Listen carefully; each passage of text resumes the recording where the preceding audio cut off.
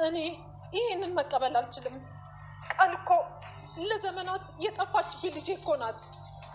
አይደለችም። እሱ የባህሉ ሴራ ነው። የባህሉ ሴራ ነው? እንዴት እንደዚህ? ሰላም ጤና ይስጥልኝ ውድ ተመልካች፣ እንዴት ናችሁ?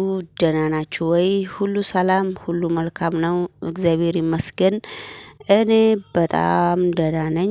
እንግዲህ ዛሬ ይዤላችሁ የመጣሁት አደራ ድራማ ክፍል 41 ነው። ላይክ እና ሰብስክራይብ እያደረጋችሁ እንግዲህ ይሄንን ቻናል አበረታቱኝ ማለት ነውና ወደ ገደለው ቪዲዮ ስንሄድ ወይዘሮ ሰላሚና ቃሉ ልጇ እንዳልሆነች በጣም ሰማችና አቶ በኃይሉን በጥፊ እያለችው ነው።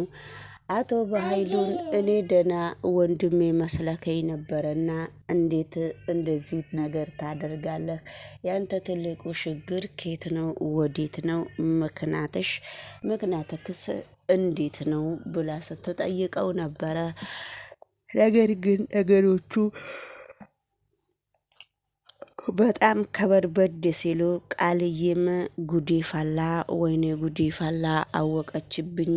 ማን ነው ለሷ ደውሎ እየነገራት ያለው? ምንድነው ያደረኩት? ሳሚ ለምንድነው እንደዚህ የሚያደርገው? የሱ ችግርስ ምንድነው? በማለት ቃልዬ እየተንቀጠቀጠች ነው።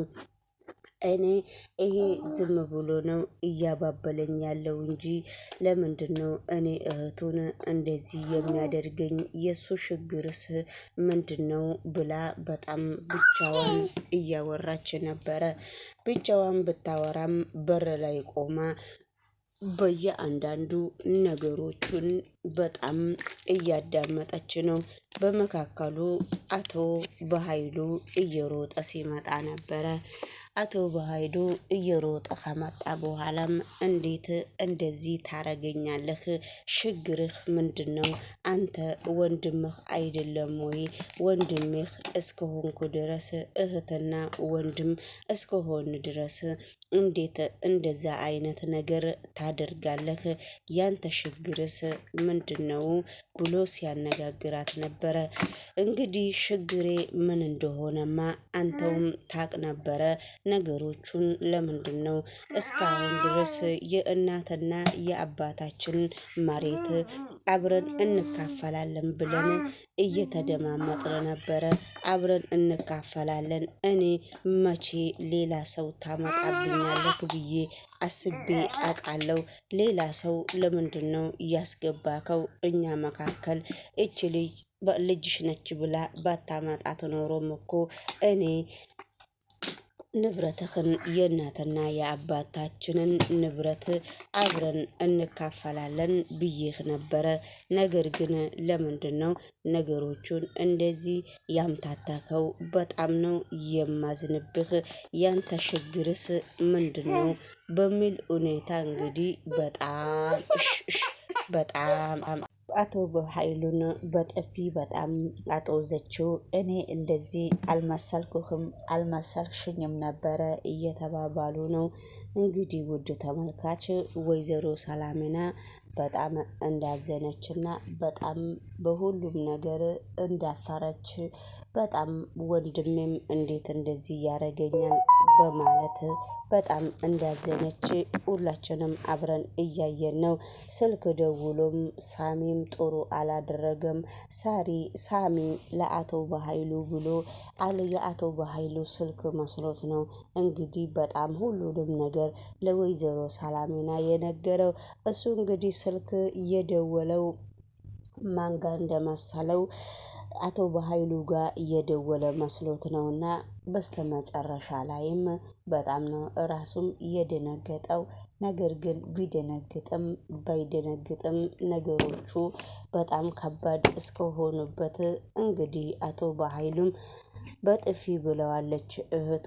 ምንም ማድረግ አይቻልም። አቶ በኃይሉ ደግሞ የሰራውን ነው ያገኘው።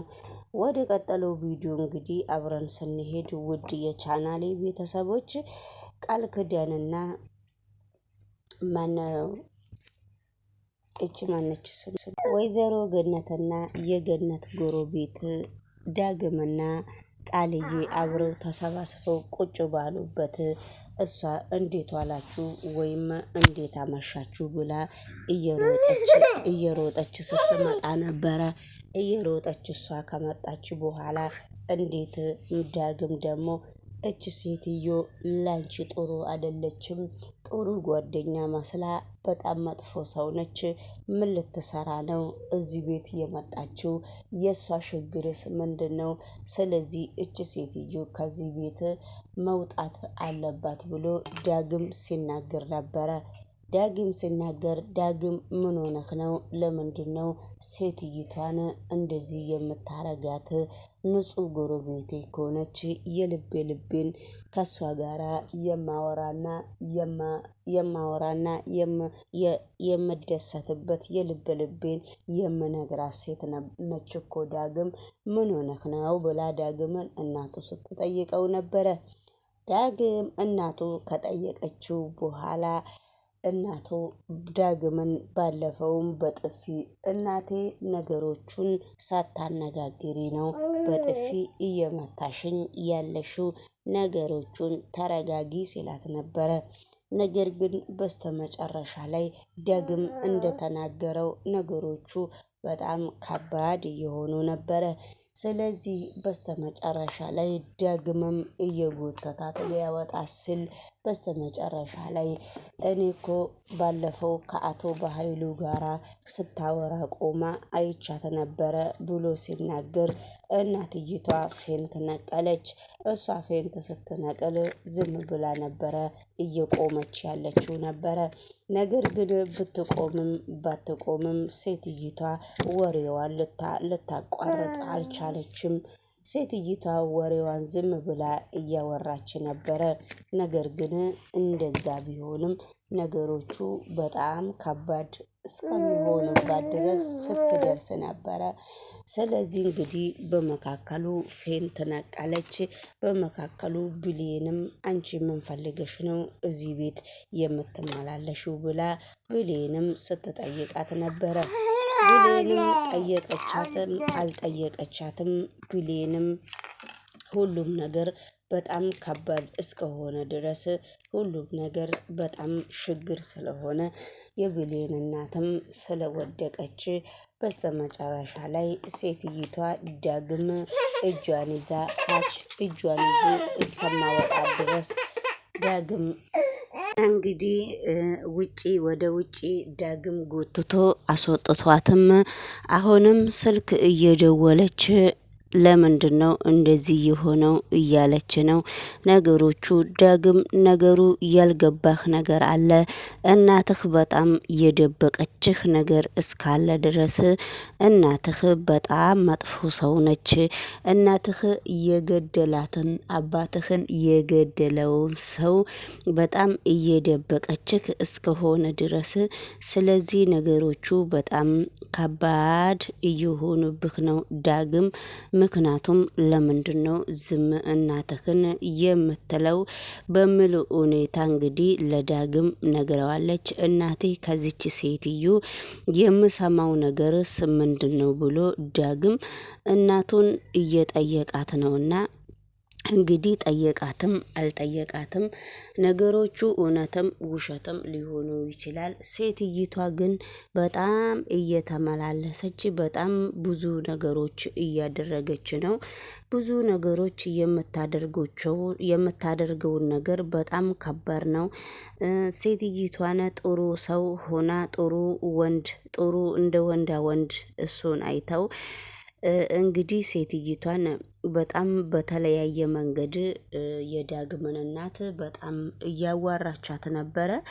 የዳግምን እናት በጣም እያዋራቻት ስለሆነ የዳግም እናት ደግሞ ሁሉንም ነገር ከልቧ እየነገረቻት ነው ማለት ነው። ውድ ተመልካች ሁሉንም ነገር ከልቧ እየነገረቻት እየሆነ ስለዚህ እንግዲህ የዳግምን እናት በጣም እየዋሸቻት እስከሆነ ድረስ ነገሮቹ በጣም ከባድ እየሆኑ ነው። እንግዲህ ሰላም ጤና ይስጥልኝ ውድ የኔ ቻናል ቤተሰቦቼ፣ ይህንን ቪዲዮ ላይክ እና ሰብስክራይብ እያደረጋችሁ ብታበረታቱኝ ስለ እውነት በጣም ደስ ይለኛል። ባታበረታቱኝም ምንም ችግር የለውም። እንግዲህ የዛሬ ቪዲዮችን ይሄን ይመስላል። ሼር እና ላይክ እናንተም እያረጋችሁ ብታበረታቱኝ ደስ ይለኛል ማለት ነውና አብረን እስከ መጨረሻው እናዳምጥ። በድጋሜ ደግሞ ልመጣ እችላለሁ። እኔ ይሄንን መቀበል አልችልም። ቃል እኮ ለዘመናት የጠፋችብኝ ልጄ እኮ ናት። አይደለችም፣ እሱ የባህሉ ሴራ ነው። የባህሉ ሴራ ነው?